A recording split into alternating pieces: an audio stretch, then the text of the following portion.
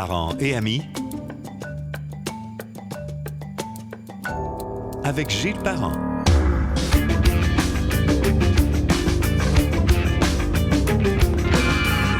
Bienvenue au balado de parents et amis qu'on retrouve sur à peu près toutes les applications et bien sûr le vaisseau amiral, gillesparent.com, très facile.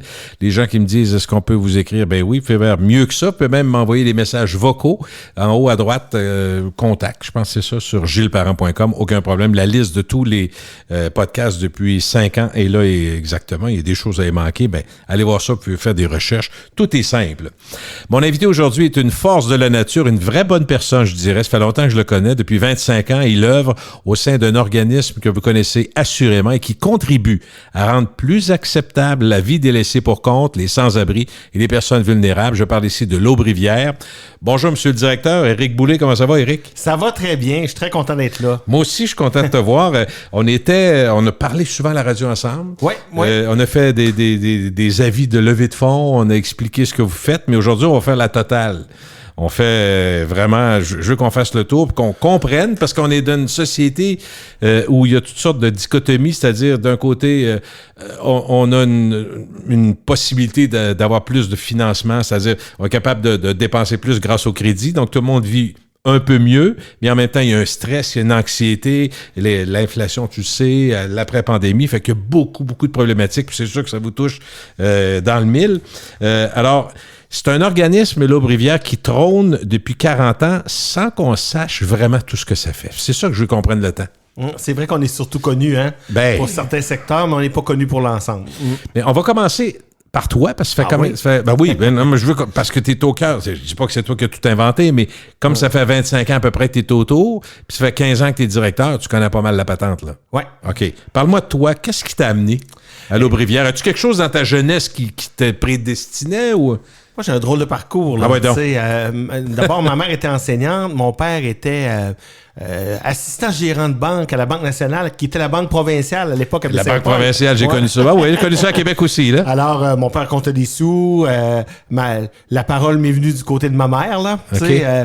Le côté grand gueule qu'on a, moi aussi. Exactement. Et mon père avait un problème de dépendance à l'alcool. Mon grand-père aussi. OK. C'est souvent de famille. Hein? Exactement, c'est ça. Alors... Très jeune, moi, j'ai vu la différence entre, puis ça, c'est ça qui est important pour tout le reste de ma carrière, entre la personne puis ses problèmes et ses comportements. C'est pas parce que tu as un problème de dépendance que tu es une mauvaise personne. Non. Mais ça t'amène des comportements, des fois, qui fait que il y a des impacts sur ta vie. Alors, tu sais, je me rappelle quand j'étais petit, là... mon père qui était une bonne personne, un grand cœur, c'est ça. qui m'a communiqué cette grande... D'ailleurs, les dépendants sont souvent des grands sensibles. Hein, tu sais plus que moi, mais c'est vrai. J'en ai connu quelques-uns, j'ai eu la chance d'en voir, puis c'est vrai, souvent, ce qu'on partage comme anxiété, problème, liaison, mais des fois à un autre niveau. Hein. Ouais. Alors moi, mon monde s'effondrait tout d'un coup quand mon père rechutait. Là. Il pouvait être 1 an sans boire. OK, t'as ça pour des grandes périodes. 1 an, il aidait, on était 16 ans. C'était plus le même homme, là. Non, c'est ça exactement. Ses comportements changeaient, son état d'âme. Il était bourrasseux, il levait le ton pour un rien, il était irritable, des chicanes avec ma mère. Moi, je m'en rappelle, là... une fois, ça a brassé assez, puis j'étais jeune, là. Il a fallu que j'appelle... Jeune, c'est en bas de 10 ans, genre? Ah, non, je dois avoir 9-10 ans. OK. Ouais, 9-10 ans. J'ai dû appeler... Il faisait des meetings des alcooliques anonymes, là. J'ai dû appeler son parrain pour qu'il vienne chez nous, parce que là, il était en train de démolir la table de cuisine, là, tu sais, qui a tout recollé avec de la colle impeccable après, parce que c'était symbolique pour lui de la refaire au complet. Okay. Là. Mais tu sais, alors, j'ai appris rapidement à... Comme le mode intervention de crise, moi, j'étais capable de avec ton père. Oui, dans le fond, sans savoir, tu pratiquais ta job à venir. Oui, tout ça, c'est ça. Puis, bon, à l'école, j'étais très performant. J'étais comme ça. J'avais des bonnes notes. Puis, je m'en allais pas pantoute en relation d'aide, mais zéro puis une barre, tu sais. J'étais même limite un peu prétentieux au secondaire.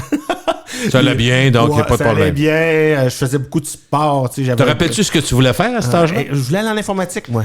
Ouais, okay. C'était nouveau, là, on avait des disquettes 5 pouces et quart, là, puis j'étais bon là-dedans, moi. J'étais capable de programmer en DOS, etc. Hey, mon Dieu, OK. Puis le sport, t'étais pas pire en sport? Écoute, moi, la première ceinture noire, j'ai passé à 15 ans. Tu sais, puis je fais encore des arts martiaux aujourd'hui. Je fais ça depuis que j'ai 7 ans, moi, faire des arts martiaux. Fait que t'avais un talent naturel, là. Ouais, c'est ça. Mais ça, c'est le problème. Puis c'est ça. Maintenant, j'ai des enfants. J'ai une fille de 11 ans, un gars de 14 ans, qui ont de très bonnes notes aussi. Mais je lui dis, dans la vie, là, c'est pas tes notes qui vont te faire. C'est d'apprendre à t'organiser, d'apprendre à travailler, d'avoir une passion. La structure, c'est ça. Alors moi, j'avais pas tout ça. Je me fais un peu à mon intelligence. Et c'est ça qui est important dans mon développement. C'est que quand je suis arrivé au cégep, là, c'est plus juste ton intelligence qui marche. Tu sais. Je me suis pété la gueule. Là. Je suis allé en sciences pures parce qu'on m'avait dit tu veux aller là-dedans. Fait que je me suis flottais un peu. Je me suis chicané un peu avec les molécules, puis ça n'a pas marché. Là, ils ont gagné? Ouais, c'est ça. Surtout quand on venait de Baie-Saint-Paul, il n'y avait pas de cégep là-bas. Fait qu'on déménageait, là, imaginez-vous à l'époque, 3-4 gars en appart ensemble, avec une voiture là, au travers. La Vaux-Brasse pas loin. La Vaux-Brasse pas loin. La Hoube. Non, je le vois là. Fait que, tu sais, là, écoute, j'ai, entre guillemets, poché ma première saison. Et là, ça a été difficile pour moi. C'était mes premiers échecs. J'ai même pensé à m'enlever la vie, à l'époque. Mais voyons. Ouais, j'y pensais, je me disais... ça marche pas, mon affaire. Ça fait pas de sens, tout ça, tu sais. Et là, j'ai déménagé à Québec. Je suis tombé en sciences politiques puis en sciences humaines. Et là, j'ai commencé à aimer ça. Puis à l'époque, j'avais été chercher de l'aide avec quelqu'un en sciences de l'orientation là, qui m'avait aidé à me relocaliser. Mais c'est pas ça qui m'a aidé, c'est vraiment le contact, relation humaine. Puis il me disait, il me semble que toi, t'as ça. Tu sais, le contact, t'as le contact l'empathie facile. naturelle. Ouais, mais c'est pas donné à tout le monde. Non, c'est ça. Fait que là, je me suis dit, je vais me diriger vers ça. Puis à 18 ans, j'ai commencé à faire du bénévolat au Centre de prévention du suicide pour aider les gens, vu ce que j'avais passé, vu mon parcours. Et là, je suis tombé dedans. T'as aimé ça? Les gens me disent souvent, tu trouves pas ça lourd de toujours accompagner la misère? Hey, j'ai tellement grandi là-dedans. C'est tellement nourrissant de voir que les gens, puis c'est pas toujours des réussites, mais que les gens améliorent leur situation parce que j'ai appris aussi avec le temps qu'on a très peu de pouvoir sur la vie des gens. Mais là, mon métier, moi, c'est de ouvrir des portes, donner des outils, créer des liens, puis espérer que la magie s'installe. Je veux, Éric, revenir sur quelque chose qui me semble symbolique. Je veux juste voir si je le vois trop gros ou pas. Je reviens à ton père, je reviens à la table qui a tout brisé puis qui a recollé morceau par morceau parce que c'est symbolique. Pour moi, je veux juste comprendre, parce que probablement que ça s'explique dans tout ce que tu as vécu après ou pour nous comprendre. Est-ce que ça veut dire que quand tu revenais douette, pour se parler en québécois, il y avait beaucoup de regrets de ce qu'il avait fait puis ce qu'il avait causé. Puis ça expliquerait peut-être pourquoi, dans des périodes de high où vraiment ça va pas puis ils prennent un coup, quand ils retombent après, wow, il y a des regrets, il y a un malaise, c'est tout ça? La culpabilité fait partie intégrale du problème de dépendance. Hein? Okay. Ils se tapent sur la tête parce que les gens sentent qu'ils n'ont pas de pouvoir. Puis d'ailleurs, dans le traitement, c'est d'accepter que tu n'as pas de pouvoir. C'est d'accepter ça au début et de dire, dans le fond, tout seul, j'y arrive mal, faut que j'aille chercher. Mon père était orgueilleux, comme les bonhommes de cette époque-là. Là. Ben oui. Si je veux m'en sortir, ça va être tout seul, puis il n'y a pas personne qui va m'arrêter de bord à part moi, là, ces affaires-là. OK, dis-moi, tu es directeur général depuis 15 ans, donc tu as été une dizaine d'années bénévole ou... Non, moi j'ai été bénévole au Centre de prévention du suicide. Parfait. J'ai commencé là, en 92, en même temps que j'ai travaillé dans un bar à l'Arlequin sur la rue Saint-Jean, où j'étais barman, après ça DJ. Là aussi, ça fait de la relation d'aide là, dans ce coin-là. Alors, je payais mes études avec ça. Moi, j'ai fait mes études en counseling à l'Université Laval, où j'ai fait une maîtrise en développement communautaire puis en relation d'aide. Ça veut dire que rendu là, tu savais que tu t'orientais ta vie là-dedans. Là. Moi, là, à l'école, je voulais aider le monde puis faire du développement communautaire. C'est ça que je fais. Fait que ceux qui t'ont côtoyé à l'école sont pas surpris de te voir aller, là. Mais j'étais quand même atypique, là. Tu sais, dans mon monde de rock, là, de l'Arlequin, là, avec les cheveux longs, puis, tu sais... le pouilleux... j'étais un peu atypique parce que j'aime encore beaucoup aujourd'hui jouer de la musique, de la guitare. Moi, mes vieux amis, régulièrement... T'as gardé ça comme plaisir, tu pratiques encore? Ben oui. Des fois, là, tu sais, il y en a qui se retrouvent derrière une ligne de hockey de garage, là. Moi et mes vieux chums, on se ramasse au local, puis on ouvre la guitare, puis on ouvre le son, tu sais. T'es-tu un de tes moments perso les plus agréables? Personnel, absolument, totalement. Tu veux pas arrêter ça? Ben non, absolument. Maintenant, je ferai pas une carrière ni une tournée Non. internationale. J'ai vu YouTube, là, mais j'ai pas vu ton nom. Mais peut-être que je regardais vite. Mais je comprends. Mais ça c'est l'équilibre là-dedans. Exactement. Je t'amenais là. Ça t'amène... Mais t'es d'un monde qui est dur, là. Tu sais, tu me dis, j'apprends, je trouve ça gratifiant, nourrissant, mais en même temps, des fois, ça doit être tough, là. Oui, c'est tough. C'est la souffrance. Quotidiennement, c'est des gens qui frappent un mur, qui viennent nous voir, qui désespérés souvent. Ouais, puis désespérés, puis ils viennent même plus chercher d'aide des fois. Ils viennent juste parce qu'ils n'ont pas le choix. Ils ont froid ou ils ont faim, mais pour eux, aller chercher de l'aide, des fois, ils ont jeté la serviette, là. T'sais. Ils viennent en disant, bon, je vais aller me réchauffer puis manger, puis hey, nous, il faut qu'on crée un lien, puis on transforme ça en relation d'aide. Fait que c'est un peu ça mon parcours. C'est quelque chose J'ai pareil. commencé comme intervenant en 98. OK. Après ça, je suis devenu responsable. À l'Aubrivière, on parle. L'Aubrivière, OK, ouais. t'es intervenant, donc tu as quand même des compétences. Tu sais, les gens disent, on apprend sur le tas. Oui, tu as appris des choses sur le tas avant qui t'ont servi. Tu as fait des études, puis là, tu t'es qualifié, puis là, tu t'embarques là-dedans. Il y a un moment charnière dans ma vie, c'est le décès de mon père en 98. Je terminais ma maîtrise en counseling. Mon père est décédé du cœur. Je suis allé 3 mois, j'ai fini mes études, je suis allé 3 mois pack-sac en Europe. J'ai pleuré ma vie.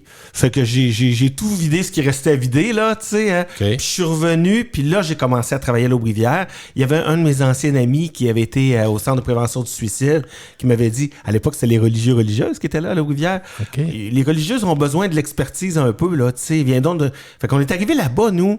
Il y avait rien, là. Il y avait pas de dossier clinique, il y avait pas d'évaluation psychosociale, il y avait pas de...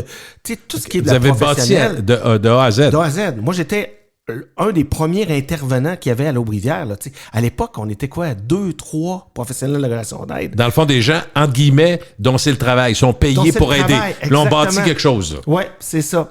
Alors, ce moment charnière-là, où je suis parti en Europe, pack-sac, puis je suis revenu, puis là, j'ai commencé, j'ai été intervenant. Début 2000, je suis devenu coordonnateur des services, et depuis 2011, justement, directeur général. OK. Il faut que tu me parles un peu de l'organisme, là, sa place dans l'histoire, comment ça part, l'Aubrivière, tout ça, parce qu'on en parle, puis on se dit, mais c'est une rivière, cette affaire-là, c'est quoi, tu sais? Puis t'entends n'importe quoi, là. Fait que je dis, OK, parfait, on va aller voir. Tu parlais des religieux, j'imagine qu'il y a un lien, là. Tout à fait. D'abord, historiquement, le nom vient de où? Il vient de Monseigneur de Pourroy de l'Aubrivière, c'était son nom de famille. Okay. Alors, il y a pas, c'est pas un jeu de mots. Je connais pas cette rue-là à Québec, ça existe. C'est ça. C'est pas un jeu de mots avec Aube puis avec Rivière, puis c'est un nom de famille. Ça, c'est le 4e évêque de Québec qui a traversé l'océan, là, comme à l'époque, puis il a soigné les malades dans le bateau. À un tel point qu'il en a donné sa vie parce que rendu à Québec, il a été vivant très peu de temps.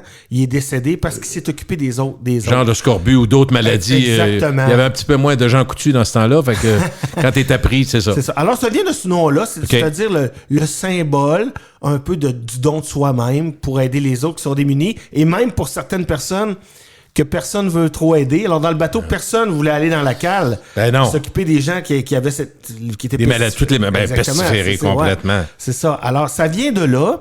Donc, dans les années 70, les gens venaient cogner aux portes des communautés religieuses, tu sais, pour avoir le couvert, avoir l'hébergement. Alors, les communautés se sont mis ensemble. C'est plus d'une trentaine de communautés religieuses. Qui ont fondé ça? Je pourrais pas dire que l'Aubrivière, c'est, mettons, les franciscaines de Marie ou les Sœurs Saint-Joseph ou les... C'est des congrégations qui se sont mis ensemble, qui ont acheté le château Champlain en face de la gare du Palais, là, qui était un ancien hôtel qui avait été l'ancienne Aubrivière, dans le fond. Vous avez déménagé, on en parlera tantôt. Là, mais... 1922, qui avait été construit. Alors, aujourd'hui, là, ça reste 200... D'ailleurs, c'est encore debout. C'est à 200... C'est à 102 ans, cette affaire-là. Alors, ils ont acheté ça. Je pense que le contrat de vente, c'est quelque chose comme 300 000 $ à l'époque, là. Alors, tu sais, c'est vraiment... Puis ils ont transformé ça en refuge pour itinérants. Alors, ça a parti... Dès le départ, c'était pour les gens mal pris, là, dans le fond. Oui. Mais c'était simplement, et c'est le noyau de notre mission, et c'est pour ça qu'on est connu, c'était pour accueillir des gens pour passer la nuit, puis donner un repas. Temporaire. T'es pas là pour 6 mois, là. Exactement. Je comprends. C'était pour ça, là, début. OK. Donc, ça part de même. Est-ce que ça a changé? En fait, oui, tu vas me dire que ça a changé, mais la mission a changé pas mal depuis ce temps-là, là. Écoute, il y a un homme qui a fait un rapport d'études dans les années 90 que j'ai vu. Je suis pas sûr de ce que je dis, mais il me semble que c'est un parent. OK, ça se peut. Ouais, un autre rapport parent. Ah oui, il y en a eu pas mal. Pour l'éducation, il y en a eu. Oui.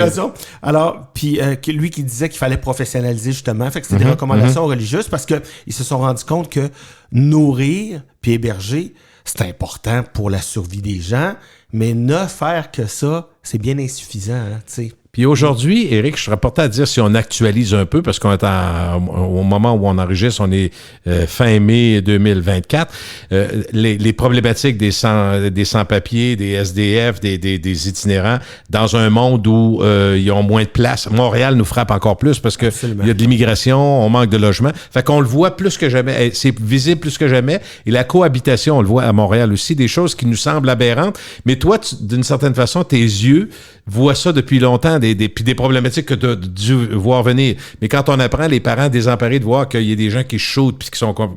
Ils voient bien que les gens ont des problèmes, mais à côté, il y a une école primaire, à côté, il y a une garderie. On voit... La société veut pas ça, mais à un moment donné, tu n'as plus le choix. Fait qu'on est présentement, je peux me tromper, mais j'ai l'impression qu'on a une période où le grand public voit plus que jamais la misère. Si je pouvais sortir tous les procès-verbaux des rencontres cliniques que j'ai eues avec mes collègues ou avec la ville ou avec... Depuis X années, là? Où je disais en 2018, là, il faut qu'on fasse de quoi? L'itinérance devient visible à Québec, là, tu sais. À Québec, puis dans d'autres villes. Ouais, là, en région aussi, on en parle. Maintenant, c'est rendu partout. Mais moi toi, t'as vu ça venir, là. En 2018, j'ai dit...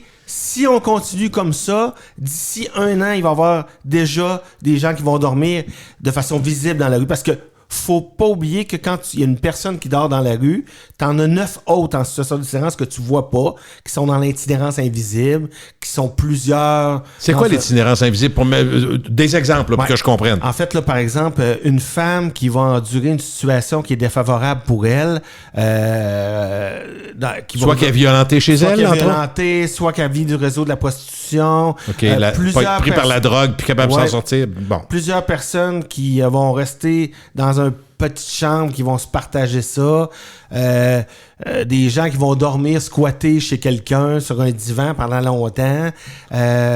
Tout ça, là, c'est de l'itinérance. Parce que on n'est pas un itinérant. On est une personne humaine comme toi puis moi, Gilles. Mm-hmm. On est dans une situation, dans un processus d'itinérance. C'est un processus, puis là-dedans, ça peut être très situationnel, ça peut être cyclique, parce que là, ça ne t'organise pas, puis ça peut se chroniciser avec le temps. Mais personne est à l'abri. Je peux te le garantir, après 25 ans. Personne n'est à l'abri. De n'importe quelle strate sociale, n'importe quel milieu, absolument. Ça peut arriver. Tu peux tomber, tu peux t'enfarger des marches. Ouais. Est-ce que l'Aube-Rivière accepte tout le monde, en théorie? Alors, nous, on travaille en partenariat avec plein d'organismes. Okay. On est une quarantaine. Par exemple, nous, c'est 18 ans et plus. Alors, la base, c'est ça. Exactement. Moi, je me vois, là, notre perception, ça, c'est drôle, là, on a j'ai appris, je me suis fait le reflet il y a à peu près 2 ans. Je dis, dans le fond, je suis un aubergiste, là, puis j'ai trouvé ça très drôle, tu sais. Un tenardier. Ouais, c'est ça. Mais on gère du volume. Je comprends. Alors, on peut pas avoir toutes les spécifications. Je te donne des exemples concrets. Ma collègue Véronique, qui était intervenante à l'Aube-Rivière avant, il y a quelques années, on a ouvert le squat Basseville. Elle est directrice maintenant là-bas. Ça, c'est pour les moins de 18 ans. Alors moi, je prends les adultes, 18 ans et plus, et comme c'est un refuge mixte, il y a beaucoup de femmes qui se retrouvent pas là-dedans parce qu'ils ont crainte de violence. Oh, même oui. si on a un aile qui est spécifique pour les femmes. Alors, on travaille avec Stéphanie au YWCA. En fait, on a un filet social, c'est pas seulement l'Aube-Rivière. Nous, on est plus connus parce qu'on accueille plus de 5000 personnes différentes par année. Mais tu sais, écoute, avec les organismes jeunesse, que ce soit Piolet, que ce soit en prévention, on est vraiment tissé serré. Moi, dans mon cellulaire, là, j'ai le numéro de tous ces directeurs coordonnateurs-là, puis on travaille. Puis quand je dis ensemble, là, c'est pas des mariages forcés, là. Non, je comprends. C'est, Geneviève m'appelle du PPQ pour me dire, on a une fille chez vous, là, faudrait qu'on travaille ensemble pour avoir un petit plan de sortie, là. Ou elle dit, je trouve ça lourd de ce temps-ci, pouvez-vous la prendre? On est en garde partagée, là. C'est pas... Oui, je comprends. Et dans le fond, si j'ai bien compris, puis j'ai bien entendu quand tu me parlais des entrevues, vous avez évidemment des gens que vous allez aider sur le moment, donc pour un dodo, pour des repas, tout ça, mais je sais qu'il y a une portion très importante, soit par vos partenaires, soit par vous-même, pour réintégrer ces gens-là, les ramener à la dignité, des fois d'un travail, même s'il est simple, des études. Il y a beaucoup de... Ça, c'est important en tabarouette, parce que ça fait partie de peut-être le côté... Je présume pour toi, là, mais je te connais un peu. J'ai l'impression que le plus glorifiant, c'est-à-dire que tu as des gens que vous avez ramenés dans le droit chemin, vous les avez aidés à se reprendre en main, puis qui viennent vous revoir après en disant « Hey, je suis rendu là, j'ai un enfant, j'ai un job. » Hey, ça, c'est-tu le fun, ça? Oui, puis moi, ça m'arrive souvent. En 25 ans, toi, tu dois en avoir beaucoup, là. Ça m'arrive souvent. Les gens sont gênés. Des fois, je leur dis « Ça te tente pas de venir faire un témoignage pour parler de toi? Je veux pas revenir là-dessus. » OK, je comprends. Mais oui, absolument. Alors, tu le disais, là, l'hébergement, le repas, c'est important. Ça, c'est la base. Ouais. Mais moi, là, c'est un prétexte aussi. C'est un prétexte parce que... Pour connecter? Pour connecter. Parce que la première fois que la personne vient, elle vient reculant, on veut pas parler à personne. Pas de problème, mon ami. Mais donne-moi un exemple pratique, on a du temps. Là. Okay. Je rentre là, moi j'ai un problème. J'ai pas de place pour coucher. Là, tu rentres là, puis ça a pas marché avec ton ex, puis elle veut plus de toi, puis... je sais pas où aller. T'es allé chez un ami trop longtemps, il t'a prêté de l'argent, t'es gêné. Fait que là, je suis pas capable de le rembourser. Pas capable de rembourser parce que ta situation s'améliore pas. Fait que t'es déménagé de Lobinière, là. T'as pris une petite chambre à Québec. Ça marche pas plus. Puis capable de payer ta petite chambre. Fait que tu sais, c'est un processus. Okay. Tu descends les marches. Je descends les marches. C'est ça. Fait que là, un bon moment donné, tu viens manger à l'Aubrivière. T'es pas dans le gars encore. Tu viens manger parce que tu gardes ton argent pour payer le reste de ta chambre. Tu sais, fait que là, il y a un travail de prévention qu'on fait des fois là. Puis là, à un moment donné, ça marche plus, tu te ramasses dans la rue. Puis là, au début, la personne qui vient, elle vient à reculons, là. Tu sais, elle se dit pas...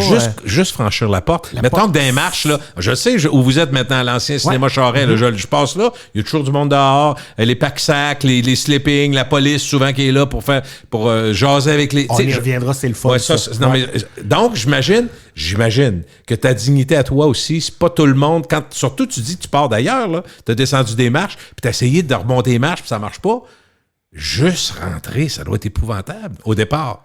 Ben, écoute, juste ça, là. Imaginez-vous, tu vas juste voir ton médecin ou un médecin là, pour dire il me semble que j'ai des problèmes d'incontinence. C'est juste une affaire de même, là. On se sent mal. Puis, ça se sent mal, puis t'es à reculons. Imagine, là, je suis rendu dans la rue, puis j'ai besoin d'aide. Alors, c'est sûr que moi, si je dis assis-toi là, on va t'aider, on te prend en charge, on va faire peur à personne, puis on va sauver. On est comme des marchands de chaussures.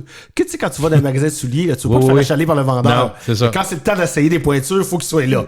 Fait qu'il faut créer un lien. Et ce lien-là, quand il est créé, là, la porte est ouverte. Un peu comme un bon père de famille, là.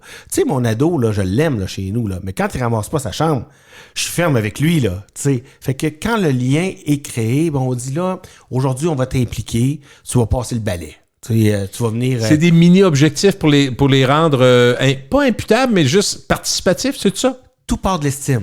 La personne qui arrive à l'Aubrivière, elle a plus confiance en elle, elle a une perception que ça ne sortira pas, que ça n'a pas marché. C'est un raté ou une ratée. Ouais, c'est ça. Fait que, tu sais, c'est ça, l'estime. Puis des fois, même ce que tu vois, ça n'a pas l'air de ça. La personne, ça a l'air d'un choix, là. Tu sais, ouais. Ben, c'est sa façon de se protéger. Et là, moi, je crée un lien. Fait que le seul pouvoir que j'ai, c'est de la mettre en mouvement, puis de y faire des petites victoires. Parce qu'elle, si elle ne croit plus en eux, nous, on croit en elle. Alors, il faut que ça se traduit pour elle en... Je te donne un exemple concret. Avec la ville, depuis qu'on a déménagé, puis ça, c'est un lien avec le parcours, là, on a créé la brigade de rue. Alors, j'ai des gens qui sont plus aptes au travail pour l'instant. On lui donne un balai. Ils se promènent dehors autour de l'Aubrivière. Ils font 2 heures de bénévolat. Puis après, ben, on donne une petite allocation de bénévolat, un 20$ par exemple, pour sa journée. Il n'a pas été capable de faire plus que 2 heures, mais au moins... Pendant qu'il faisait ça, ben, premièrement, c'est plus propre sur le pourtour. Deuxièmement, il est fier de ce qu'il a fait. Troisièmement, avec nous autres, il a entendu, t'es capable d'aller plus loin, tu vois. Et là, oui, ben là, maintenant, on va t'amener au programme de rétablissement. Alors, nous, on a des étages avec différents services. Puis c'est là qu'on s'en allait, les services de l'Aubrivière. L'étage de rétablissement, la personne, il y a un programme, ça dure 3 mois. Les intervenants l'accompagnent dans l'apprentissage des habiletés de la vie quotidienne. Là. Parce que dans la vraie vie, faut que tu fasses à manger, il faut que tu te fasses épicerie, faut que tu sortes tes poubelles. Lave ton linge. Faut que tu laves ton linge. Puis il y en a qui ont perdu le nord, vraiment, même là. Ben, quand t'as acheté l'éponge, tu sais. OK, il n'y a plus rien d'important. C'est plus important, c'est ça. Je comprends. C'est plus important. Faut que tu réapprennes ça. Ça fait plus de sens, exactement. Il faut que tu rappelles aussi que ça te fait plaisir, tu sais. Alors, notre boulot, c'est la personne, c'est de lui redonner l'estime personnelle qu'elle a perdue. C'est ça le bout qu'on fait. Quand la personne est rendue là, quand la personne a un lien, parce que pour sortir de la rue, ben, ça prend... Oui, de la volonté, de l'estime, ça prend de la capacité aussi. Alors, c'est tous ces ingrédients-là qu'on a besoin pour aider la personne. Puis on y va graduellement. La première fois que quelqu'un vient, on la laisse venir, on est très humaniste. Tu sais, va, prends le temps qu'il te faut. La deuxième fois qu'elle vient, on va dire, qu'est-ce que tu fais que tu reviens? Venez-vous visuellement, tous les intervenants, à savoir à peu près connaître votre monde? Grosso. Dans l'hébergement d'épanage, là, dès qu'une personne vient nulle, on fait une évaluation psychosociale. OK. C'est ça. Des fois, c'est très peu de choses parce qu'on veut pas bousculer, je comprends. Ouais. Mais là, on classe le petit dossier. Quand elle revient 6 mois plus tard, là, Tu sais, on dit, comment ça se fait que tu reviens? Je vais te l'avouer, j'ai des problèmes de dépendance à l'alcool. Ben, ça donne bien, on est habitué là-dedans. Ça donne bien. On peut t'aider. Ouais, c'est ça. Qu'est-ce que tu comptes faire? Encore humaniste, qu'est-ce que tu comptes faire? Je vais faire des meetings. Parfait. Et là, je viens d'aider. Plus de 50% des gens viendront plus, puis c'est un succès.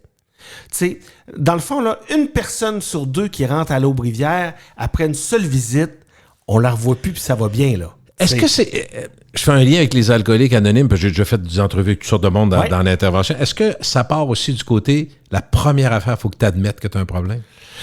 Ça, c'est pour la dépendance. Ça, c'est pour la dépendance. C'est pas tout le monde à l'Aubrivière. Et là, je comprends. C'est une partie de la... Si on parle de l'évolution de la problématique, j'aime pas dire la problématique, l'évolution de la situation, mettons. Oui, OK. Ben, tu sais, avant, là, il y a 25 ans, quand j'ai commencé, c'était ça, là. C'était mon père. Tu sais, c'était un homme alcoolique, chronique, dans la quarantaine, ça marche plus. Et là, aujourd'hui, là, j'ai le tiers de la clientèle qui est moins de 30 ans, j'ai le tiers plus de 40. Fait que la brochette est super large. OK.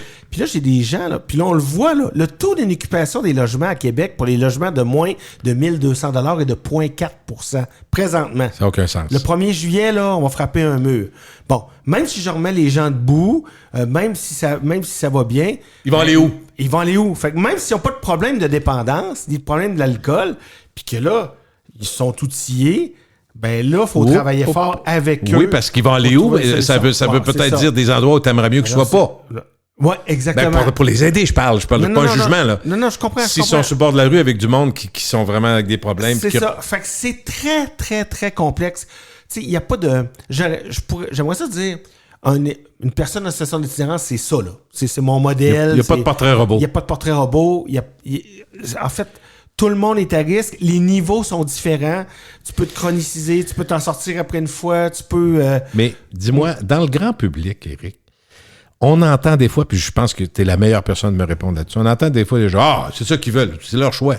Ouais, c'est sûr que quand... J'ai de la misère à croire que je ne dis pas que tu peux ne pas dire ça. Je dis juste que c'est ça que tu veux vraiment dans le fond de toi, là. Non, écoute, un choix. Moi, j'en avais un choix, là, l'autre fois, là. Je sais pas si c'est un choix parce que c'est pas santé, là. J'avais une pièce dans les mains, là. Ben, une pièce. Mon exemple est bon. J'avais un vin dans les mains. Ouais, vas-y. Puis j'avais le choix entre un Pepsi et un Coke.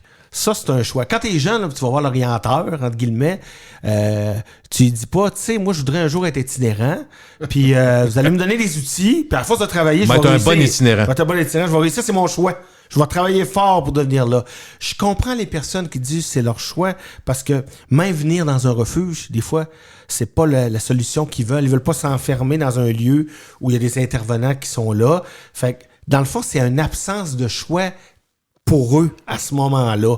C'est pour ça que on se met n'importe quel être humain, on se met des carapaces. Fait que la personne, elle a l'air comme pas bien, mais satisfaisante. C'est sa vie, elle. Ouais. Satisfaisante. Peut-être qu'on ne sait pas son parcours. Les personnes qu'on voit là, c'est la pointe de l'iceberg. Est-ce qu'elle a déjà fait la DPJ? On sait qu'une personne sur 4 qui sortent des centres jeunesse sont à risque de vivre l'itinérance ils vont vivre une situation d'itinérance dans leur vie. 1 sur 4, c'est quand même 1 beaucoup. 1 sur 4, là. Ou 1 sur 5, en tout cas, peu importe. Est-ce qu'il y a ça, qu'elle veut plus être enfermée? Est-ce qu'elle a vécu un épisode de santé mentale où elle a été médicamentée puis elle n'a pas aimé ça? Est-ce qu'on le sait pas? Ce qu'il y a en dessous de ça? Ce qu'on voit, c'est une personne avec un sourire, mettons, qui est dans la rue, ou plus souvent qu'autrement, non, là. Tu sais. Alors, c'est difficilement un choix. Par contre, je comprends la notion de choix, c'est-à-dire, faut respecter la personne là où elle est rendue. On peut pas dire... à gauche, je te sors de là, je te coupe les cheveux, je te mets d'une job, puis puis là, le lendemain, si elle rentre pas, on va dire, bon, on le savait, elle n'a pas rentré, donc c'est de sa faute, elle n'est pas vaillante, elle a choisi. Comprenez-vous, c'est beaucoup plus complexe que ça.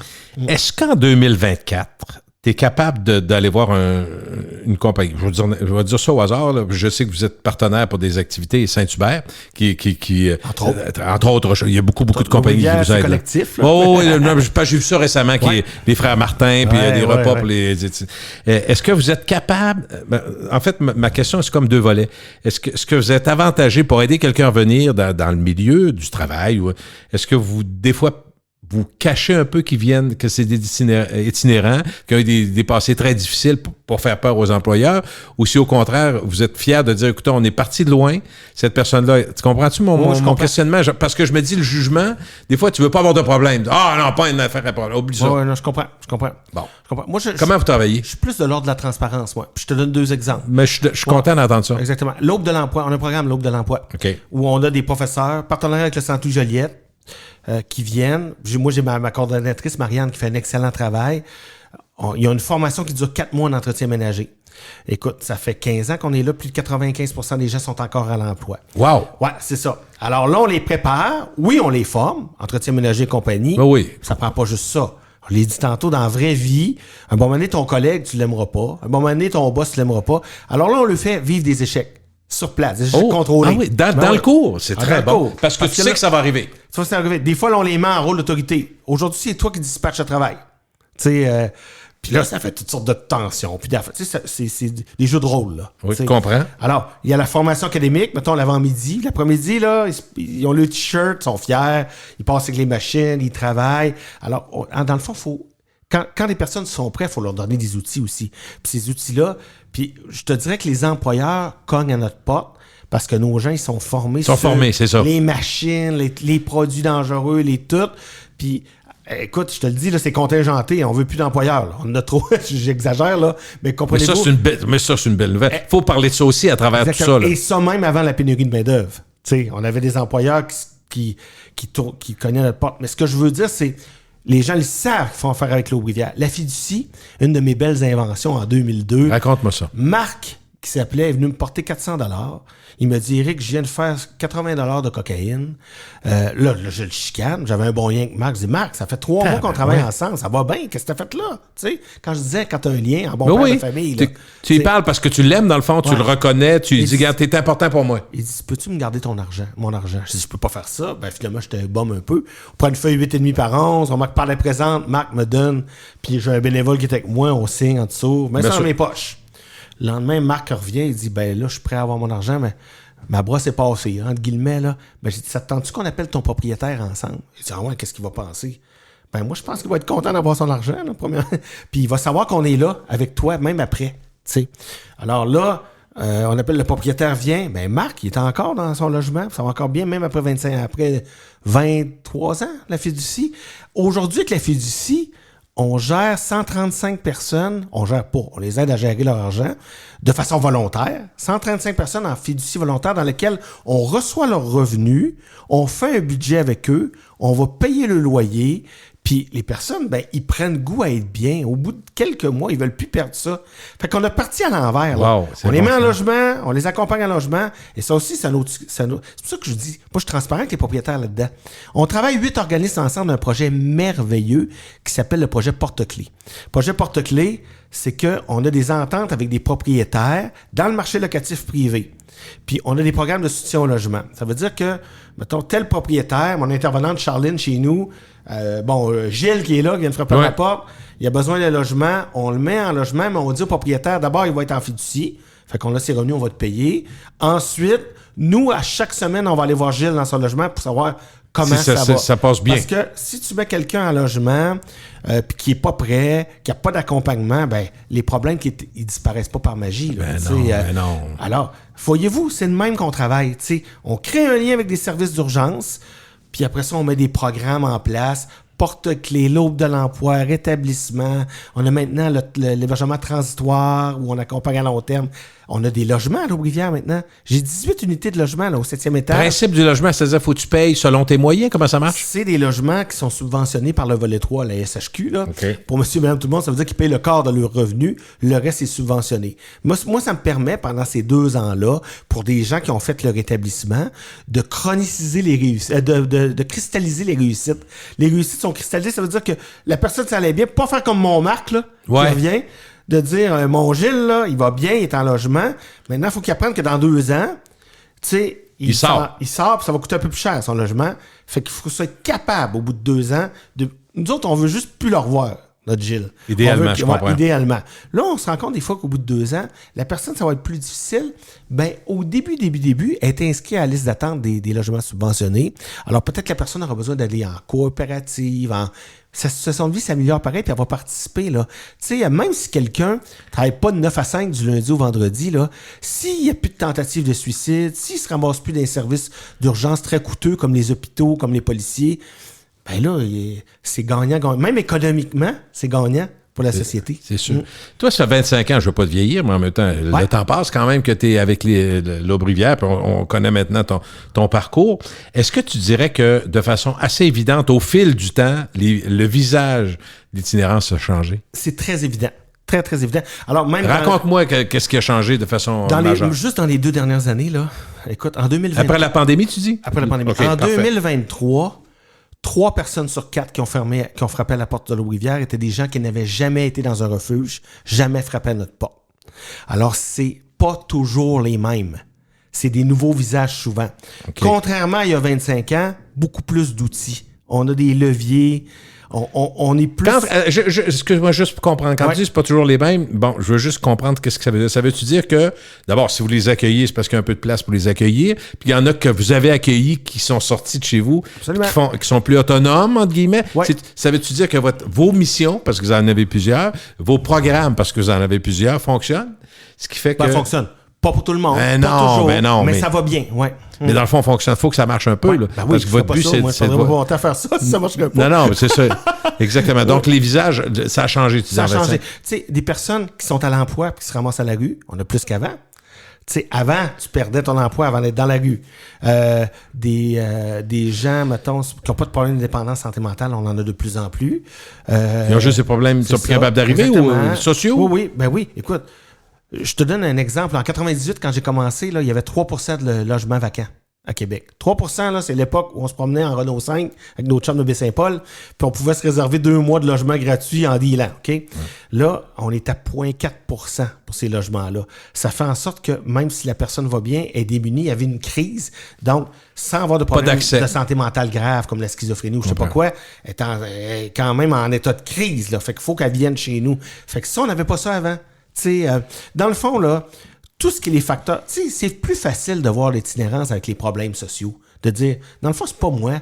Ça doit être quelqu'un qui a des problèmes de santé mentale, quelqu'un qui a des problèmes de dépendance. Oui, c'est des facteurs de risque importants. Oui. Mais d'un autre côté, là, moi, là, quand le taux d'occupation était à 3%, il y a une fois que j'ai retourné chez nous parce qu'on n'avait pas de coucher un soir. Puis en 2001, on est tombé à 0,3% une première fois que j'étais à pleine capacité. En 2003, on a ouvert des refuges d'urgence. Tu comprends? Donc, les facteurs sociétaux, le pouvoir d'achat des gens, tu l'as dit au début, l'endettement, l'accès au logement, c'est des facteurs de risque, de stress dans notre société de performance, là, où il n'y a pas de place à traîner de la patte ni à l'écart de conduite. Mais tout ça, c'est des vases communicants. T'sais. Je comprends. Éric, c'est quoi si on essaie je sais qu'il n'y a pas de portrait robot, mais les facteurs de risque les plus importants qui vont t'amener à la rue. J'ai 2 questions. J'ai ça. Ouais. Et après ça, c'est quoi exactement être à la rue? Ta définition de quelqu'un qui est dans la rue? Parce que, tu sais, ça peut être sans-papier. Il me semble que quand je vais à Paris, ils définissent pas ça de la même façon. Toutes les grandes villes, bon. En tout cas, dans les facteurs de risque, il y a 2 grandes familles. Les facteurs de risque d'ordre personnel, puis les facteurs sociétaux. T'sais. Donc, les personnels, on les connaît. Hein?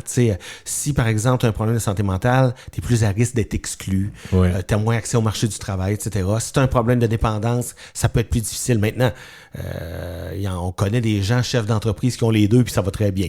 Tu comprends? Ça dépend comment c'est géré. Non, je comprends. C'est ça. Maintenant, l'autre, c'est les facteurs structuraux. Si, par exemple, l'endettement est facile, puis le coût de la vie est très cher, c'est plus difficile. Si avoir accès à un service de santé rapidement, tu sais, juste aller voir un psychologue, là, dans le réseau de la santé, là, écoute... L'accès, écoute, c'est compliqué, là. Tu sais, c'est 6 mois, 8 mois d'attente. Un psychiatre, t'en parles pas, là. C'est 3 ans d'attente, quasiment. Puis... Heureusement, on a des nouveaux projets maintenant. J'ai un psychiatre à l'Aubrivière qui vient. Mais ça, faut pas que j'en parle en ondes. Non, parle-en pas trop. Ben non. Start nos 2, là. OK, parfait. Ouais. Mais, tu vois-tu, les grands risques, c'est ça. Logement, pouvoir d'achat, le marché du travail. Des fois, on est tellement centré sur la performance qu'on oublie que le travail, c'est pour les gens aussi. en même temps, tu sais. C'est pas ça qui fait un itinérant. On parle de facteurs de risque, là. Avec les facteurs. Fait que là, quand t'as les deux, là, t'es dans le cercle vicieux. Donc, problème d'alcool, moins de travail, dépression santé mentale, donc exclu, donc endettement, donc je me ramasse dans la rue. C'est-à-dire que j'ai perdu la capacité à me loger de moi-même.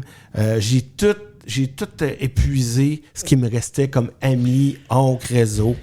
Des fois, nous autres, les citoyens de la société actuelle, pour se donner bonne conscience, on se dit, je sais pas si c'est juste pour se donner bonne conscience, tu m'en parleras, mais je pense qu'il y a une partie de vrai là-dedans. On se dit, il y avait des asiles psychiatriques qu'on a fermés, puis on a sacré tout le monde dans la rue, puis arrangez-vous. C'est une façon grossière de le dire, mais toi qui es là-dedans depuis 25 ans, est-ce qu'il y a quelque chose de vrai là-dedans? Dans le sens où on a laissé pour compte bien du monde? D'abord, c'est prouvé que rester quelqu'un en institution longtemps, sa situation ne s'améliorera pas à long terme. Bon, OK. Fait qu'il n'y avait pas que du mal là-dedans. Écoute, on se rappelle les enfants du Plessis au Québec.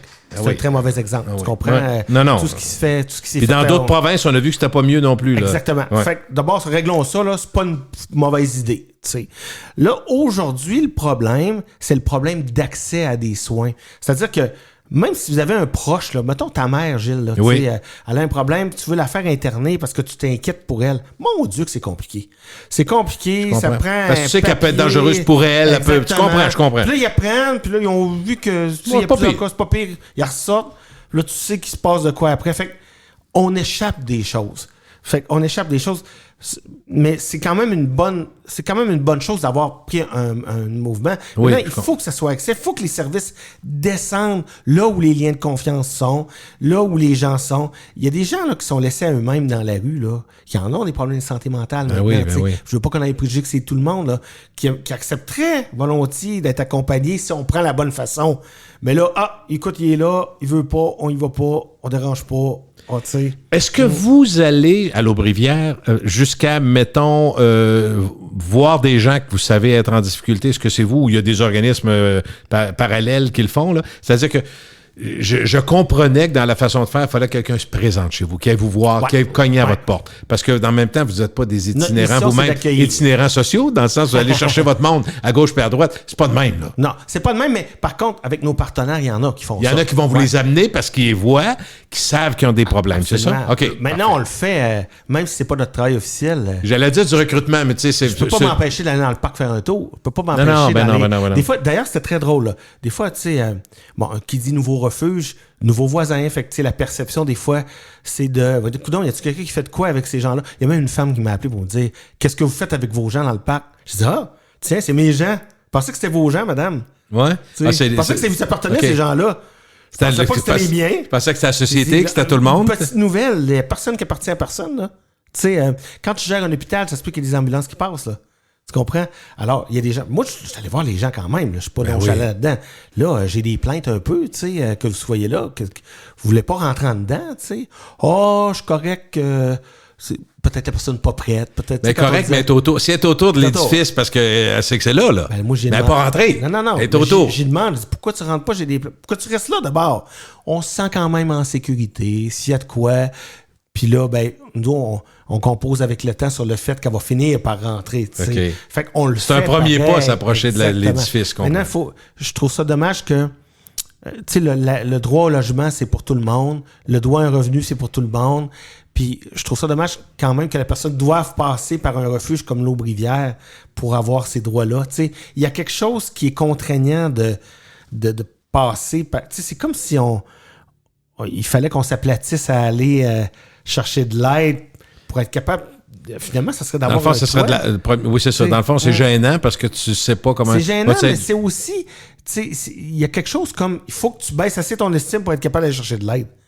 Il y a quelque chose qui marche pas là-dedans. Là, vous, dans le fond, en théorie... vous êtes là pour accompagner des gens qui sont mal pris sur le coup, mais le long terme, c'est pas vous autres, là, normalement. Je te dis pas d'un programme parce que vous avez des programmes. Il y a certaines personnes qui ont besoin de plus, qui sont collaborantes, que ça va bien, là, comme le rétablissement, les logements. Vous allez les soutenir, les suivre. Mais souvent, nous, on est la gare de chemin de fer. Là, c'est-à-dire que... Comme on arrive là. Ma personne, tantôt que je te disais, finalement, tes alcooliques anonymes, ça n'a pas marché. Hein. Là, tu vas aller en thérapie. Oui. puis là, on va t'accompagner là-dedans. Ça donne bien, portage viennent lundi, centre job viennent jeudi, etc.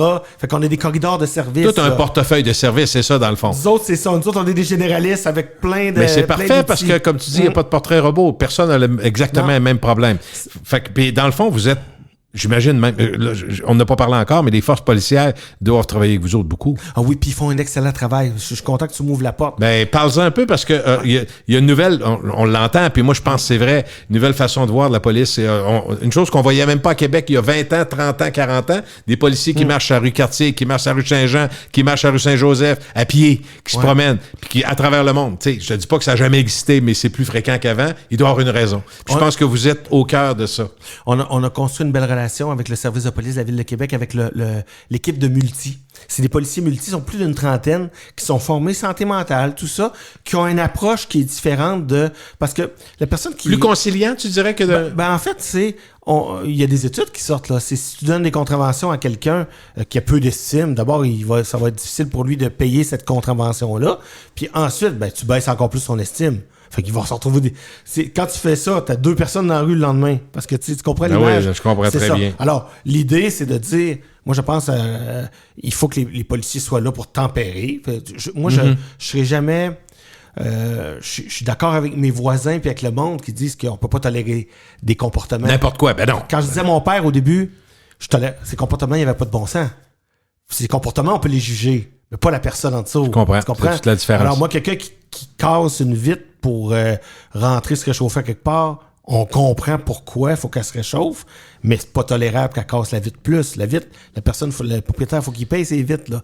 Alors, l'approche multi fait en sorte qu'il nous amène des gens, au lieu de les emmener en prison, au lieu de les criminaliser, là, ils ont besoin de soins. Fait que, c'est comme nos yeux et nos oreilles dans la rue, les multis, là. Puis des fois, moi, puis là, on se connaît de nom, là. J'appelle Marc-André, qui est un des sergents. Marc-André, ce qu'on fait avec lui, c'est tough. Ouais. Tu sais, on se fait un plan. T'sais, on l'a. Alors, moi, je pense qu'il faut travailler avec tout le monde. C'est collectif. La réussite de ça va être collectif, là. J'avais un questionnement sur l'itinérance masculine et féminine. C'est sûr qu'il y a des différences. Puis j'ai regardé, j'ai fait un petit peu de recherche. Faites vos recherches, qui disait. Puis dans le fond, les 2 groupes ont des problèmes semblables, fréquents, c'est-à-dire santé mentale, schizophrénie, paranoïa et autres problèmes facteurs de risque. L'alcoolisme, toxicomanie, je ne t'apprends rien là-dedans. La pauvreté, l'indigence, l'absence d'adresse fixe, donc le SDF là-dedans. Mendicité, pour certains, ça dérange beaucoup. Il y en a qui vont là. Je ne sais pas si c'est des, entre guillemets, clients qui vont voir aussi de temps en temps. Et la présence dérangeante dans les endroits publics, tu sais, je mets ça avec la mendicité. Les gens vont remarquer ça. Mais moi, un élément de plus, c'est la violence. Puis je ne sais pas si c'est pas plus les femmes qui ont plus peur de ça. Parce que, tu sais, platement parlant, dans un couple, souvent, on entend beaucoup les femmes qui ont été violentées. Puis on n'est pas toujours fier d'être un homme quand on lit l'actualité. Tu sais de quoi je parle. Fait que je veux pas généraliser, mais est-ce que je me trompe quand je dis que le côté peur de la violence et la violence en itinérance, c'est plus l'apanage des femmes? Chez Allo-Brivière, vois-tu, sur les 131 lits qu'on a, j'en ai 22 qui sont attribués aux femmes et le secteur est sur un étage à part. OK, ça. Ouais, pour leur protection au départ. C'est pas leur protection réelle, il n'y a pas de danger. Okay. Là. C'est plutôt pour la perception, c'est le sentiment de sécurité. Ces femmes-là, souvent, ils ont pas tous, mais ils ont vécu des épisodes de violence dans leur vie, sont plus vulnérables à ça. Alors, même si on dit, c'est un milieu encadré, vous êtes bien, ils vont être... Donc, résultat, j'ai juste 20% de femmes qui viennent à l'Aubrivière. Heureusement, comme je disais tout à l'heure, je travaille beaucoup avec le YWCA, qui eux autres aussi débordent puis en ont plein les oreilles. Alors, l'itinérance chez les femmes, c'est beaucoup plus caché que chez l'homme. Ça va être plus visible chez l'homme parce que ça explose. Là. Je comprends. OK, donc c'est pas votre... Tu as parlé de la mendicité. Je peux te faire une parenthèse? Voyons donc. Tout ce que tu veux. Si tu te fais quêter sur la rue une main, est-ce que tu donnes de l'argent? Moi, écoute, veux-tu que je te dise la pure vérité? La vérité, j'ai pas une scène sur moi tout le temps. Je suis pogné avec des cartes. C'est niaiseux, j'ai jamais même pas 25 cents sur moi. Alors moi, je suis peut-être radin, mais j'en donne pas souvent. Je me garde pour un café, mais c'est vrai qu'à ce temps, on a des cartes. Mais supposons qu'on avait de l'argent. OK, mettons qu'on a de l'argent. Pas tu avais de l'argent, t'en donnerais-tu? Pas naturellement, mais écoute, je vais dire, on va être transparent. On va être transparent. Il y a des cas qui m'apparaissent plus évidents que d'autres. Ouais. Moi, quand je demande aux gens qui viennent à l'Aubrivière souper, je leur demande, là. Je sais qu'il y en a qui m'en disent là-dedans, tu sais. J'ai dit, qu'est-ce qui te dérange le plus quand tu es sur la rue et tu demandes de l'argent, ben, il dit, c'est-tu de te faire dire non? Là? Oui, non. J'ai dit, quand les gens m'ignorent, je trouve ça tough. Tu sais, les gens qui changent de rue. Ah, ça, c'est un point intéressant. Moi, j'essaye. Ouais. Je ne dis pas que je suis 100%, Eric. Je te dis juste que, personnellement, j'essaie de le mettre à leur place. C'est pas évident, mais je leur parle tout le temps. Bonjour, puis il y en a qui tu leur parles, tu vas te sentir obligé de donner non, bonjour, comment ça va? Mais je suis content que tu me dises ça, je savais pas l'impact que ça pouvait avoir. Ils sont super reconnaissants de ça. Il y en a qui me disaient, j'ai rencontré un gars, il m'a parlé de la finale des Canadiens, ça devait être longtemps, là, ça. OK. Mais, ouais. Puis il est revenu tout content, il me contait tout ça. J'ai dit, t'as-tu donné de l'argent? Il dit, je me rappelle plus. Je me rappelle plus. Mais il se rappelait. Il s'est intéressé à lui. Exactement. Dans le fond, ce que je veux dire par mon message, là, donner de l'argent ou non. Là-dedans, j'entends souvent, ouais, mais il va consommer. Oui, en effet, ça se peut qu'il y en ait qui consomment avec. Maintenant, s'il consomme avec cet argent-là, c'est pas de l'argent qu'il va trouver d'une autre façon. T'sais. Puis il y en a d'autres, c'est vraiment pour manger aussi. Tu sais, ça dépend qui. On le sait pas, c'est pas marqué dans le fond des gens. Mais dans le fond, c'est de considérer les gens comme des êtres humains. Vous avez le droit de ne pas donner des sous sur le bord de la rue. Mais bonjour, ignorez-le pas. Bonne journée. Exactement. C'est ça, tout à fait. C'est tout simple que ça. C'est important ce que tu dis là, parce que moi, je le fais, parce que je me dis, bon, des fois, une petite jasette, j'ai plus de temps qu'avant, je suis semi-retraité. Fait que des fois, je jase avec eux autres, puis je te dis pas qu'on réinvente le monde, mais tu sais, il y en a qui ont même des petits talents, c'est drôle, ils jouent un petit peu de musique, font un petit peu d'affaires. Fait que tu sais, puis je me dis, c'est pas sûr que c'est leur premier choix de dire, j'espère passer mes 20 prochaines années à être dans la rue à faire de la musique, puis à mendier, là, c'est bien évident. Non, mais il y a des mécanismes de survie qui sont installés, puis commencent à s'ancrer. Là, on parle de colonisation à ce temps-là. Quand tu réussis à survivre et à trouver ta façon de t'en sortir là-dedans, sortir de tout ça, c'est insécurisant aussi. Tu veux dire, ils ont comme une petite routine. Oui, il y a une façon de survivre. OK, je comprends. Puis c'est même dur de sortir de leur routine. Oui, c'est ça. Je reviens sur un autre point que tu me dis, parce que tu as dit plein de choses en même temps tantôt. La violence, tu sais. Moi, je travaille, on l'a dit avec les services des policiers, là. Depuis le déménagement de l'Aubrivière, combien qu'il y a eu d'assauts physiques d'itinérants envers les personnes, là, les kidam, là, les monsieur, le grand public, ouais. Combien, Gilles? Moi, je pensais pas beaucoup. C'est zéro. Quand tu t'en vas en parachute, là, puis tu dis au chauffeur d'avion, le parachute, tu tout le temps, puis il dit, inquiète-toi pas, il y a rien qu'une fois qu'il n'a pas ouvert. Hey, c'est insécurisant, là. Il a toujours ouvert. C'est-à-dire que les plaintes sont chiffrées, on le voit. Alors, est-ce que c'est dérangeant de voir des personnes dans la rue? Absolument. Et d'ailleurs, je suis content. Si vous n'êtes pas dérangé, c'est parce que vous êtes insensible. T'sais. Confrontant, je veux dire personnellement. Oui. Est-ce que c'est dérangeant? Ben oui. Si moi, je reste dans le quartier Saint-Roch, mon enfant va à l'école le lendemain, puis ça crie toute la nuit, je suis pas content, et avec raison. Tu comprends? Alors moi, je suis totalement d'accord. Est-ce que ça amène des méfaits? Absolument. Quelqu'un qui urine dehors parce qu'il n'a pas eu accès à des toilettes, quelqu'un qui a rentré par effraction pour se réchauffer à quelque part, et là, il faut que tu payes, tes assurances ne plus payer. Ou tu rouvres tes rideaux le matin puis il y en a un de coucher sur ta galerie. C'est des choses qu'un de mes amis me dit. C'est dérangeant. Oui. Dérangeant. Est-ce que c'est insécurisant? Absolument. Tu arrives de t'entraîner au gym, tu es une femme, faut que tu passes au travers de... Tu sais, même partout, là, Beauport, partout, c'est insécurisant, une gang d'hommes à cette heure-là, là. Tu sais, mais... Fait que sentiment de sécurité. Mais est-ce que c'est dangereux? Ben, les statistiques nous prouvent que non. Il n'y a pas de danger. Maintenant, est-ce qu'il y a de la violence?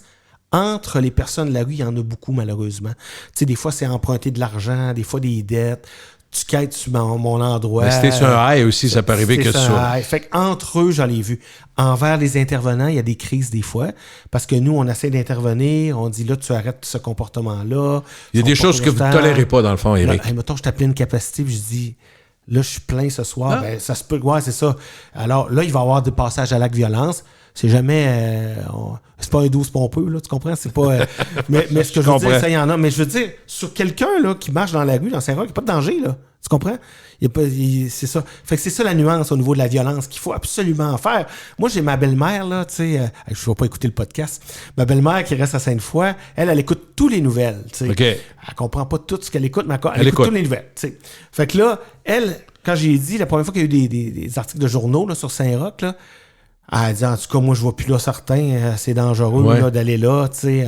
Alors que c'est un beau quartier Saint-Roch, ce quartier vivant, ce quartier où il y a plein de belles choses, puis il y a un milieu local, écoute, des brasseries Noctem, du commerce de proximité. Pas pour rien là, que les rues sont pleines de gens qui vont fêter, là, la rue Saint-Joseph. Ben oui. Il y a quelque chose dans le quartier Saint-Roch de la beau, vie. là. Ben oui. C'est pas juste l'itinérance, c'est pas juste il y a ça, mais il y a tellement d'autres choses. Exactement. Je veux que tu me parles du déménagement parce que ça fait beaucoup jaser. Puis bon, pourquoi? Vous aviez un très bel édifice, très vieux, qui a de l'histoire.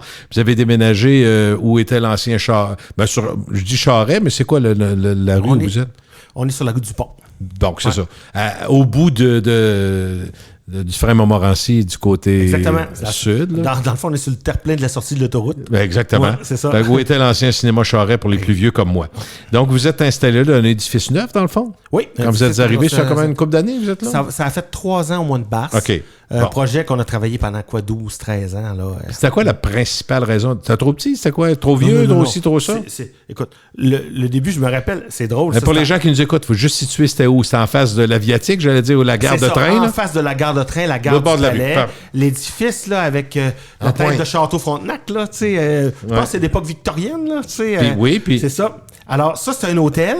Puis, dans le fond, là... On les appelle les Flatiron aux États-Unis, comme un fer à repasser, dans le fond, quand tu regardes, c'est ça. C'est ça. Alors, puis d'ailleurs, c'est un bel édifice. Ben oui, Caroline.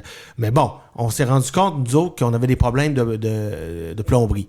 Fait que là, avec un groupe technique, on a dit, est-ce qu'on peut avoir des programmes pour rénover ça? Et là, on a mis la main dans un engrenage. Écoute, la plomberie, il y a 4 générations de plomberie là-dedans, 1922. Tu sais, ça part du vieux laiton, etc. Là. T'as l'électricité est en fin de vie. Là, on a fait des fouilles, on s'est rendu compte qu'il y avait de l'amiante dans les murs. Puis là, on a dit, bon, là, on va cureter. Puis là, on s'est rendu compte qu'on remplissait pas les normes antisismiques. Fait qu'il fallait mettre des mesures des X, des mesures de... Puis là, on a dit, on va le mettre à terre. C'est plus simple. On n'avait pas le droit. C'est pas classé patrimoine. On pouvait pas grossir non plus parce qu'il fallait garder la façade. Puis là, on se dit, hey, ben là, on va continuer nos fouilles quand même. On s'est rendu compte dans le stationnement, en face, il y a les gardes, les voies du premier intendant de Québec. Okay. Il y a une descente de bateau. C'est la terre de remplissage, ça. Il y a une descente de bateau. Il arrivait juste au pied de ça. On a ouvert le stationnement. Il y a une descente de bateau, puis il y a une palissade pour se protéger. Une palissade de bois.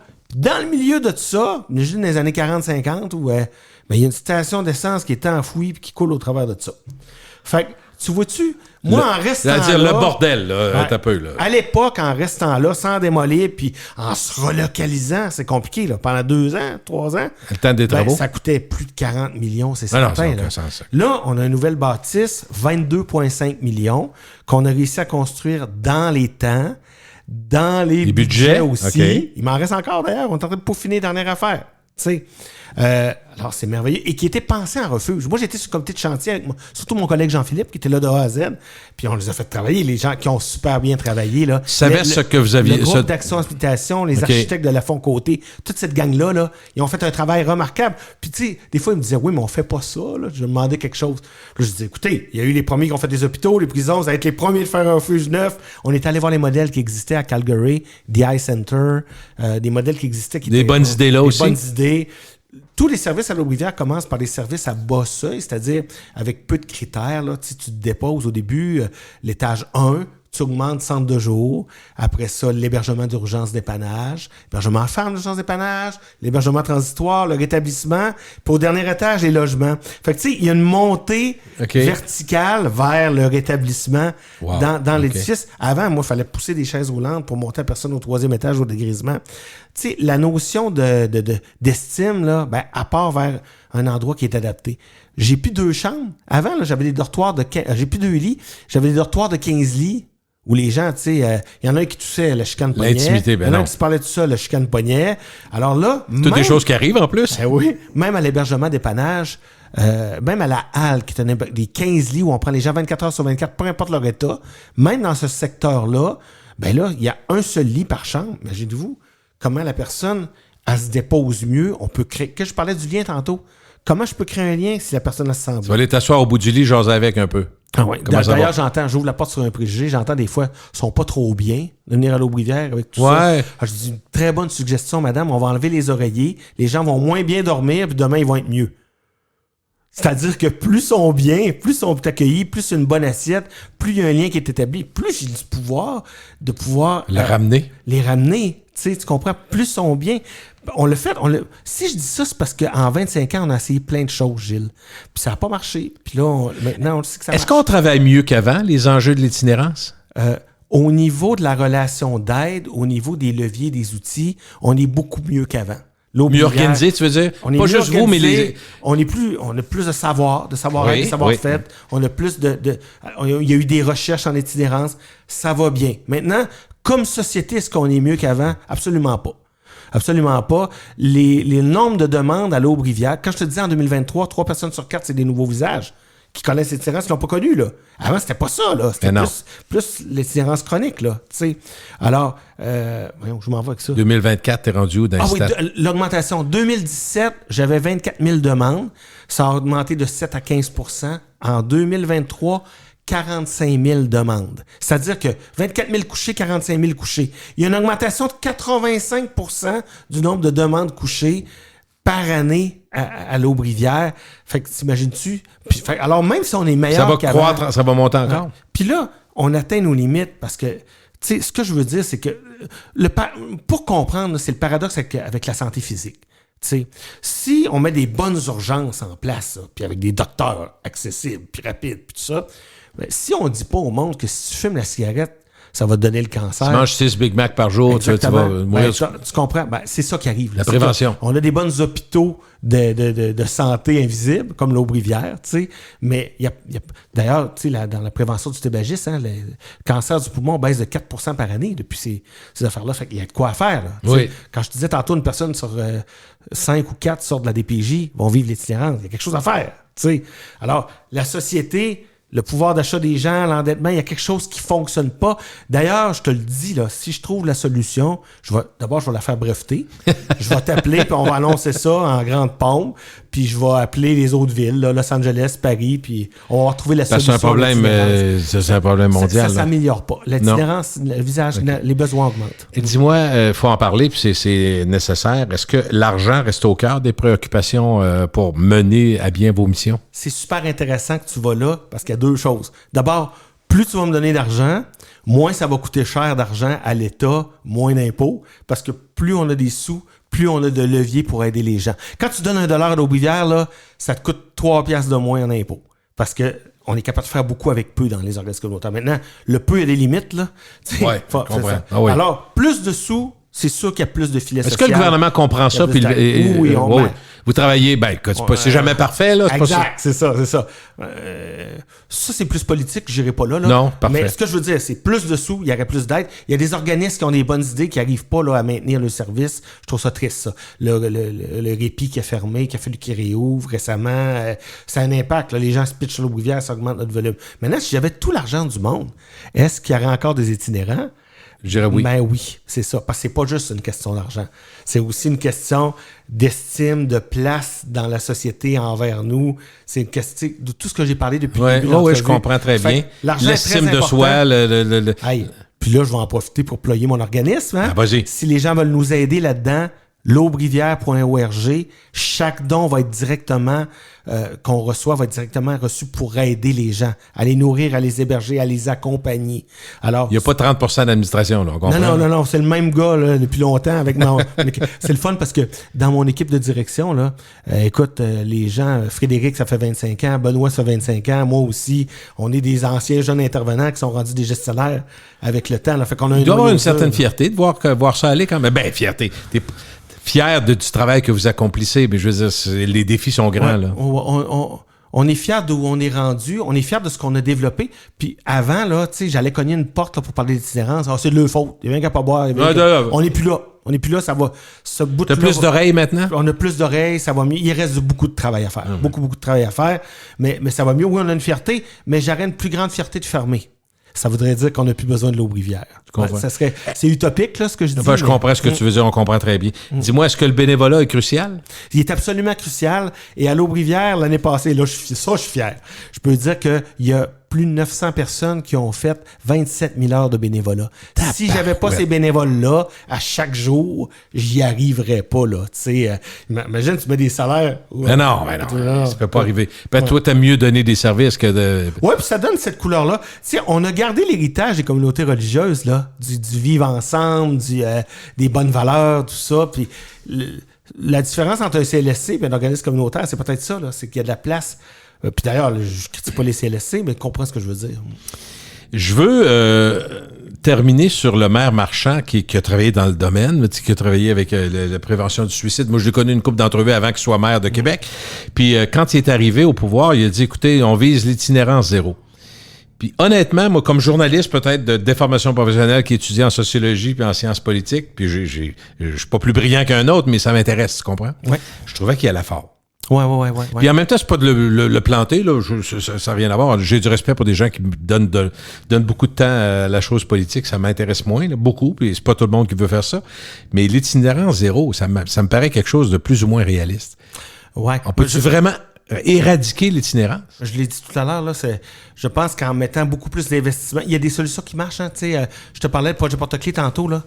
L'accès au logement, l'accompagnement, il y a un grand manque de logements communautaires et abordables. Moi, je pense que le maire devait dire ça. Monsieur Marchand, il doit dire ça parce que ça force les autres paliers de gouvernement à s'ouvrir les yeux et à être impliqués. Faut s'en occuper. Je connais pas ça. C'est comme du marketing, je comprends ce que tu veux dire. Non, puis je t'embarque pas sur le politique, je te dis juste que... Je sais écoute, c'est un brillant, là, M. Marchand. Il savait très bien que ça ne fait pas faire ça de même. C'est comme dire on éradique le cancer, là. Ou il faut y travailler. Ou toi, tu arrives ministre du Travail, tu vas dire, nous autres, là, la PEG, c'est fini. Non, on va éradiquer la PEG. Exactement. Mais il faut qu'il y ait ce discours-là. Là, ça nous force à innover, à aller voir ce qu'il fait de mieux. Puis son équipe est super. Moi, je travaille avec Marie-Pierre Boucher, qui est responsable du développement social. Elle est accessible. Là. Des fois, on se texte peut-être au conseil de ville. Okay. Alors, il y a une proximité qui est intéressante là-dedans, là, à aller de l'avant. Puis, il y a quand même amené le sommet sur l'itinérance. Ça vient un peu de lui, puis de tout ça. Puis, il se brasse des idées, là, tu sais. Qu'est-ce que tu espères? Je finis avec ça. Qu'est-ce que tu espères pour l'Aubrivière? Honnêtement, c'est dans les facteurs sociétaux externes. Moi, j'aimerais ça qu'il y ait plus de logements pour les gens. Ça nous aiderait à sortir les gens de la rue. Ça nous aiderait à avoir moins de gens qui viennent frapper à notre porte. Fait qu'il y a des choses au niveau sociétaux qu'il faut qu'ils se règlent. Y a-tu des pays dans le monde que toi, soit par Internet ou que tu sais qu'il y a des solutions qui s'appliqueraient bien ici? Écoute, moi, j'en entends parler autant que toi, là. Je suis pas allé en Suède, je suis pas je comprends. Je suis à Québec, là. Mais par Internet, des fois, on est capable d'en savoir plus. On dit qu'en Finlande, l'itinérance a baissé de, je sais pas, X% en tel nombre d'années parce qu'ils ont investi massivement dans des approches qui fonctionnent bien. Et soit disant pas ça, je suis pas juste seulement sur l'approche logement d'abord. Moi, je pense que ça prend un filet social avec une multitude d'outils en prévention, travail de rue, etc. Complètement. Mais je pense qu'il manque des investissements. Je pense aussi qu'il manque de portes de sortie aux gens. T'sais. Moi, ce que je souhaite, c'est que les facteurs sociétaux s'adoucissent, là, que les gens retrouvent on sent que notre société est stressée. On sent que les gens... L'anxiété. Moi, j'aimerais ça, que cette anxiété-là... J'aimerais ça, moi, être comme dans les années 80, aller prendre une marche le soir, là, puis qu'on soit heureux, là. Plus de plaisir dans nos vies. Exactement. Ouais, ça manque un peu, hein? Oui, ça manque. C'est un beau mot de la fin, ça. Éric, merci beaucoup. Éric Boulay, directeur général, c'est ça? Directeur général de l'Aubrivière. Privilège pour moi d'être ici. L'aubrivière.org. L'aubrivière.org pour un don. Salut.